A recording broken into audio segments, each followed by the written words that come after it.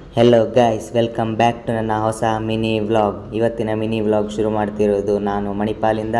ನಾವು ಹೊರಟಿರೋದು ಬಡಗ್ಬೆಟ್ಟಿಗೆ. ನಾನು ಮತ್ತು ಅಪ್ಪ ಹೊರಟಿರೋದು ಬಡಗ್ಬೆಟ್ಟಲ್ಲಿ ನಮ್ಮ ಅಜ್ಜಿ ಮನೆ ಇದೆ. ಅಲ್ಲಿ ಸ್ವಲ್ಪ ಕೆಲಸ ಇತ್ತು, ಹಾಗಾಗಿ ನಾವು ಬೆಳಿಗ್ಗೆ ಬೇಗ ಹೊರಟ್ವಿ. ಮತ್ತು ಬಿಸಿಲು ಬಂದರೆ ಕೆಲಸ ಮಾಡಲಿಕ್ಕೆ ತುಂಬ ಕಷ್ಟ ಆಗ್ತದೆ, ಅದಕ್ಕೆ ಆದಷ್ಟು ಬೇಗ ಕೆಲಸ ಮುಗಿಸುವಂತ ಹೊರಟ್ವಿ. ನಮಗೆ ಇಲ್ಲಿ ಕೆಲಸ ಮುಗಿಸಿ ಮತ್ತೆ ಪುನಃ ಉಡುಪಿಗೆ ಹೋಗ್ಲಿಕ್ಕಿತ್ತು. ಫೈನಲಿ ನಾವು ಬಡಗ್ಬೆಟ್ಟಿಗೆ ಬಂದು ರೀಚ್ ಆದ್ವಿ. ಗಾಡಿಯನ್ನು ಕೆಳಗೆ ನಿಲ್ಲಿಸಿ ಕೈಯಲ್ಲಿ ತರ್ಪಲ್ ಹಿಡ್ಕೊಂಡು ಮೇಲೆ ನಡ್ಕೊಂಡು ಹೊರಟ್ವಿ. ಹೋಗುವಾಗ ಒಂದು ಮಾವಿನ ಹಣ್ಣು ಕೂಡ ರೋಡಲ್ಲಿ ಸಿಕ್ತು. ನಾನು ಅಜ್ಜಿ ಮನೆಗೆ ಬಂದ ನಂತರ ಮೊದಲು ಮಾಡುವ ಕೆಲಸವೇ ತೋತಾಪುರಿ ಮಾವಿನ ಹಣ್ಣಿನ ಮರ ನೋಡ್ಲಿಕ್ಕೆ ಹೋಗೋದು. ಯಾಕಂತ ಹೇಳಿದರೆ ಮಾವಿನ ಹಣ್ಣು ಹಣ್ಣಾಗಿದೆಯಾ ಇಲ್ವಾ ಅಂತ ನೋಡಲಿಕ್ಕೆ. ಇನ್ನು ಮಳೆಗಾಲ ಶುರುವಾಗಲಿಕ್ಕೆ ಆಯಿತು. ಒಟ್ಟು ಮಾಡಿಟ್ಟ ಕಟ್ಟಿಗೆ ಒದ್ದೆ ಆಗದ ಹಾಗೆ ಅದಕ್ಕೆ ತರ್ಪಲನ್ನು ಕಟ್ಟಿ ಒಂದು ಕೆಲಸ ಮುಗಿಸಿದ್ವಿ.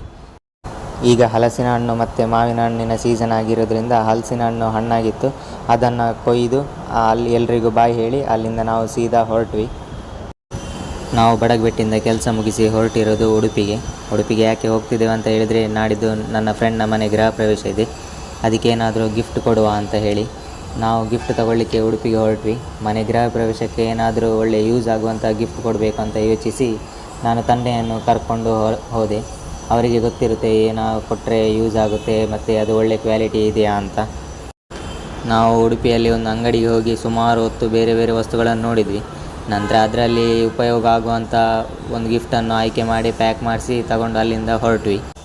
ಹಾಗೆ ಇವತ್ತು ಉಡುಪಿ ಫುಲ್ ಖಾಲಿ ಇದ್ದಿದ್ದರಿಂದ ಬೇಗ ಕೆಲಸ ಮುಗಿಸ್ಲಿಕ್ಕೆ ಎಲ್ಲ ಆಯಿತು.